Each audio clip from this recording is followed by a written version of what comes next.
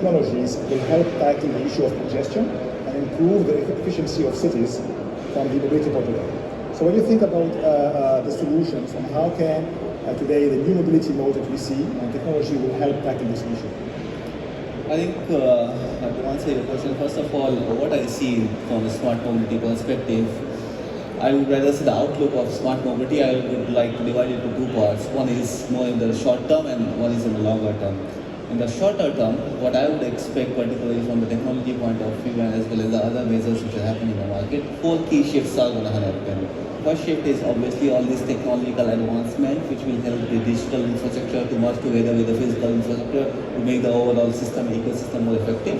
But there are other things as well, not only the technology. If you see there's a big mind shift happening. For example, and you just said about the carpooling and all those kind of things. The mindset is happening that car ownership is dropping with time. The car ownership of this country, which was 650 to 700 cars per 1,000 people, has seen a significant decline, particularly with the new generation coming in. So that car ownership decline is because of the new generation doesn't really don't want to own the car. They just want to have a car availability, which they can easily get a car availability without even owning the car. The third thing which I'm saying is, more than again talking about the technology space, with technological advancement which are happening, is a lot of integration is happening within the modes.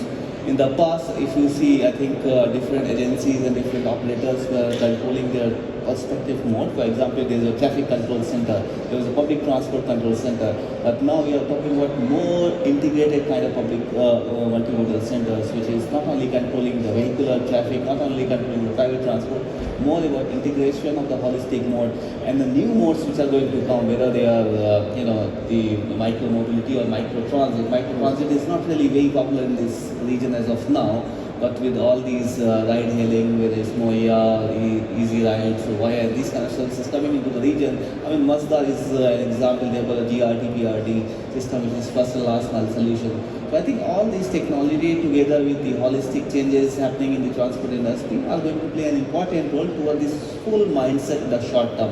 And longer term, I would say that the moment these autonomous vehicles are ready to hit the road, which means transport industry had reached the level 5 automation, then you will see a big disruption. Then we will require a new industry standards for transport. Your highway capacity manuals, your transport models, and all those kind of things are not going to work at that time.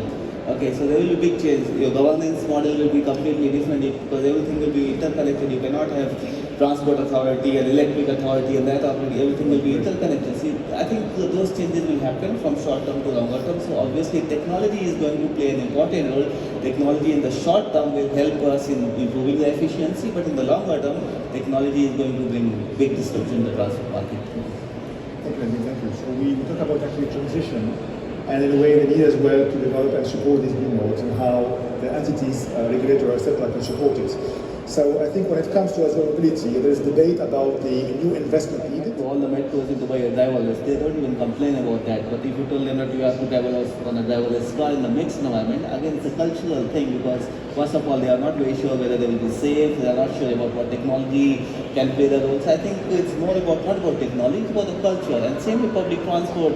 And you mentioned about public transport. One of the key reasons why most of the people have not used public transport over there, do we have enough public transport supply? Do we have proper connectivity of public transport? So I think it's like a chicken and egg story. The culture also shift. I think when we were doing the planning when we did the first master plan for Dubai in 2002, a lot of people were saying, why you have proposed all these metros and Dubai and everything. Now you go and see Red Line of Dubai, 26,000 persons, they use that metro on the peak hour. So I think it's a cultural shift comes with the supply. So the moment you get the supply, then you can see the shift happening. Yeah. I think we try to get some questions from the audience. I have to get if you have any questions.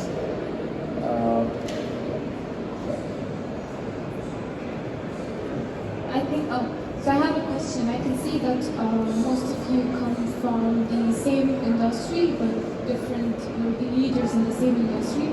Do you come together to talk about the gaps that you just mentioned? That's my question.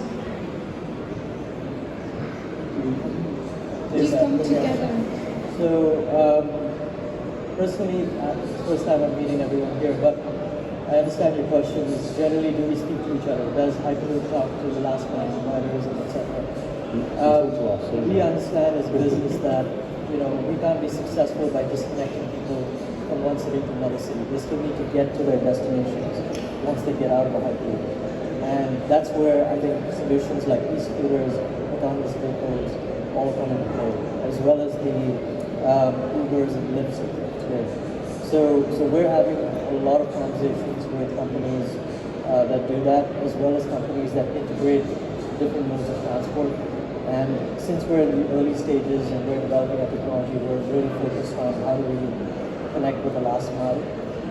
One other interesting conversation that we're having right now is with airports. Because airports are, again, they're the elephant in the room. They're these massive pieces of infrastructure in the middle of our cities.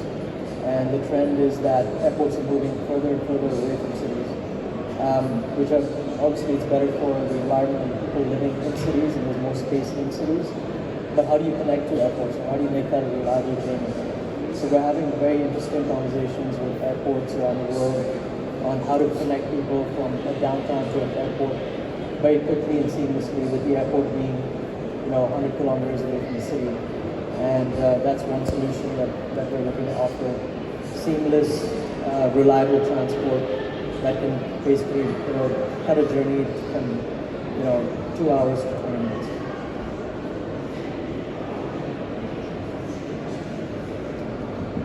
Hi, my question is specifically addressed to We'll probably actually have less private cars in the future. We'll probably also have more autonomous vehicles. And then the way how cities were designed and built may be now completely different from what we see in the future than from today.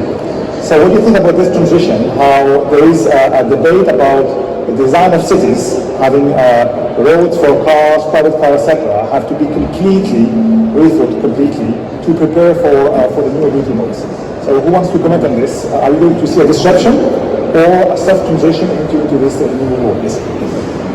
I'll just here and then I'll hand it over. Right? I think as a public, we have to remember, like, cities are governed for the people, right? And the way that we allocate space in our cities or in our roads should be optimized to move people, not to move cars, right? That's the change in mindset that we need, right?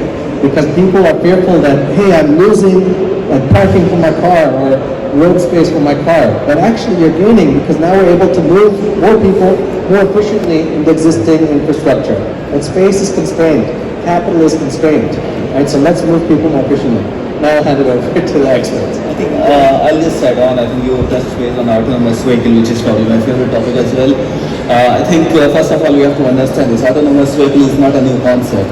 The experiment on autonomous vehicle are happening since 1920. The first pilot run on autonomous vehicle happened in 1950. So again, the only thing is over past 10 years when Google came up with this Waymo codec from 2009. Since then, I think a lot of people have started believing that this is real, this can be implemented, and with all the tests happening around it, has already proven it's real. So that's from the autonomous vehicle point of view. And your question was that how they are going to make things different, are they going to bring disruption or not from urban space point of view. I think we as a company, we have done a modeling of our autonomous vehicle, and we have found that once you have got autonomous vehicles in, for example, the capacity of a lane, a traffic lane is about 2,000 vehicles per hour. If it is 3 lanes, with autonomous vehicle you can go up to 4,350, which means let's take Dubai Abu Dhabi road. So Dubai Abu Dhabi road, which is 4x5 lane, the same traffic lane can be 2x2 lanes. So obviously this will give you enough space to other things from urban space point of view.